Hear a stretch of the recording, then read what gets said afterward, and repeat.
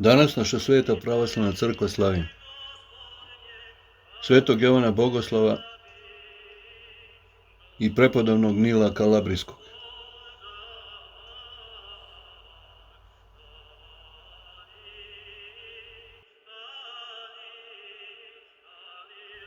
Sveti Jovan Bogoslav, apostol i evanđelist, sin ribara Zevedeja i Salomije, ćeri Josifa, obručnika Svete Bogorodice.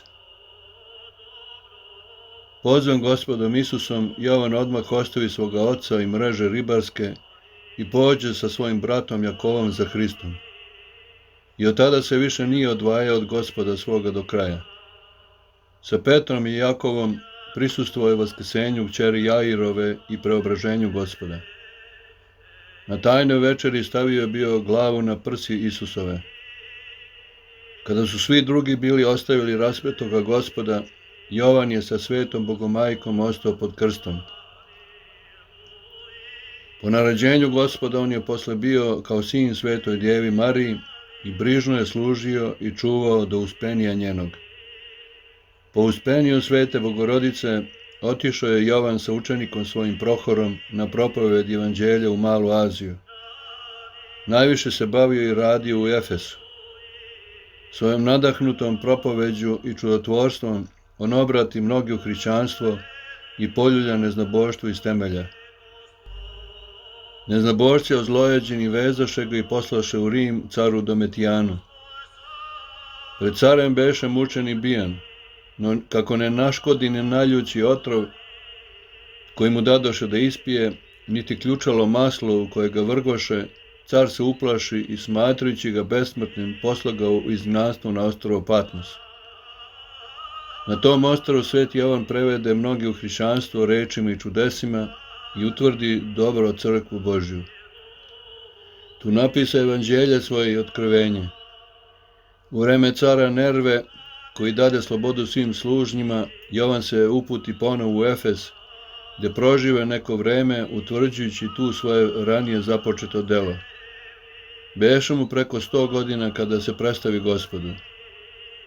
Kada mu učenici otvoriše posle grob, ne nađoše tela njegovog, ali svake godine 8. maja ishodio iz njegovog groba neki sitni prah, mirisan i lekovit. Posle dugog, mnogo trudnog i mnogo plodnog života na zemlji, preseli se ovaj ljubljeni učenik Hristov i stup crkve u radost Gospoda svoga, u mirnu i besmrtnu radost.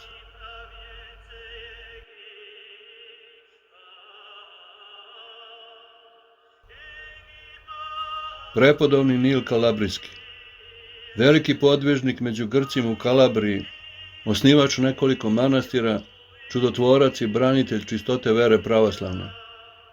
Preduzimao duga putovanja samo da spase nekoga čoveka kakve teške kazne.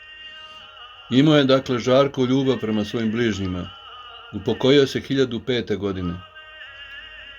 Ostavio mnoge učenike dostojne sebe, među kojima se naročito istakao sveti Vartolomej.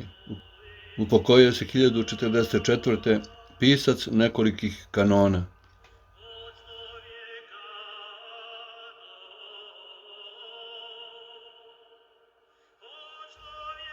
Sveti Jovan evanđelist, sin ribara Zevedeja, mlad bejašek ga ljubav Isusova silno zgreja. Najverniji drug Gospodnji, s čistom dušom devojačkom, s dušom čistom i ljubavnom, vidovitom i junačkom. On objavi čudne tajne, sa večnosti pečat skide, ude sveta od početka, pa do kraja on provide. On je ljubav propovedo, ljubavlju ih odio, do prestola višnjeg Boga ljubavlju se uzvisio. Ljubavlju je on porasto, ko planina belosnežna, sin gromova, prorok strašni, mada srca krotka nežna. O Jovane čudovidni, o gromovni svetitelju, prinesi nam molbe male svome drugu spasitelju. Privedi nas bliže k njemu, silnom Bogu, slatkom Bogu, s prsi smo mu nedostojni, no bar blizu nogu.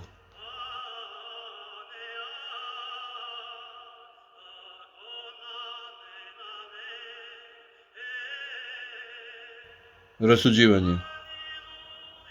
Onaj ko obrati grešnika s krivoga puta njegova, spašće dušu od smrti i pokriti mnoštvo greha. Tako piše apostol Jakov 5:20.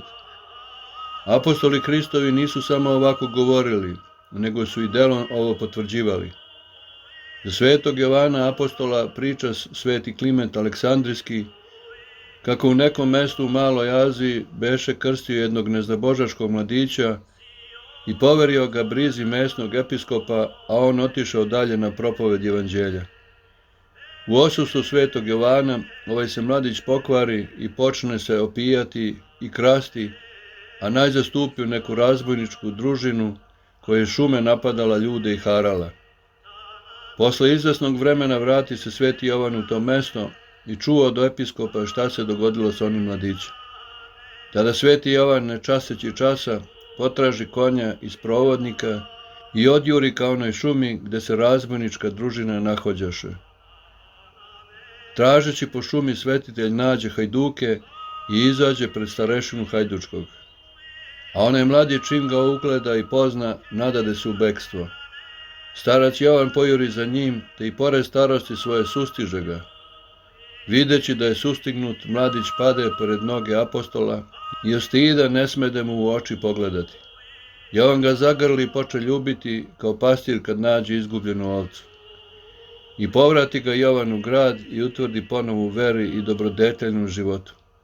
I ugodivši Bogu, upokoji se mladić taj u svoje vreme.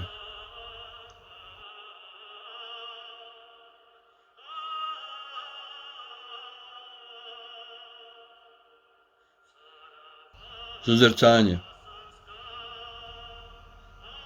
Da suzercamo podeljeno srce cara Amasije prema Bogu i kaznu Božju, 2. Dnevnika 25, i to: kako Amasija najpre činjaše što je pravo pred Gospodom i Bog mu darova pobedu nad Edomcima, kako donese edomske idole u Jerusalim, koji ni Edomcima ne pomogoše i klanjaše im se, kako Bog pusti Izraelce da ga pobede, a protiv njega diže se buna i ubiše ga.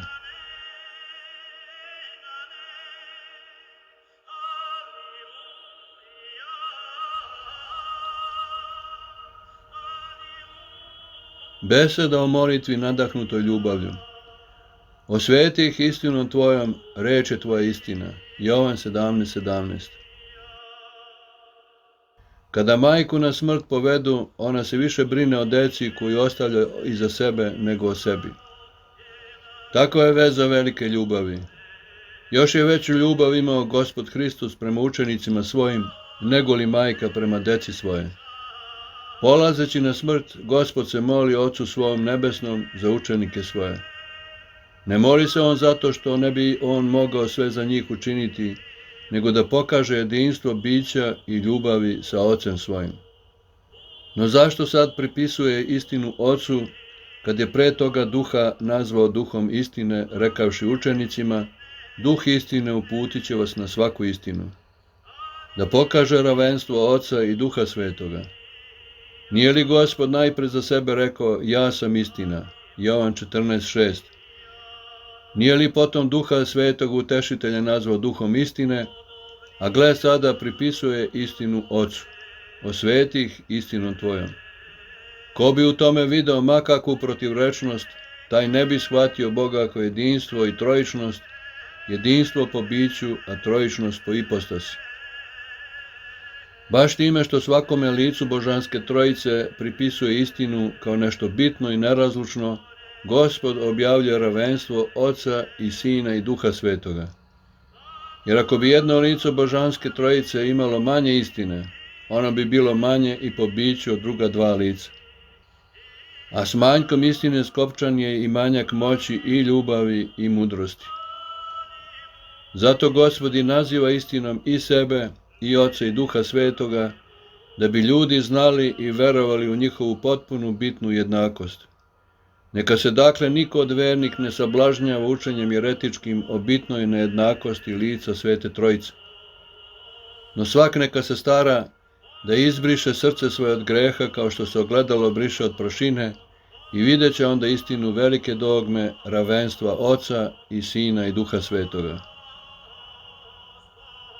O trojedina istino božanska, prosveti nas sobom i spasi nas, tebi slava i hvala vavek. Amin.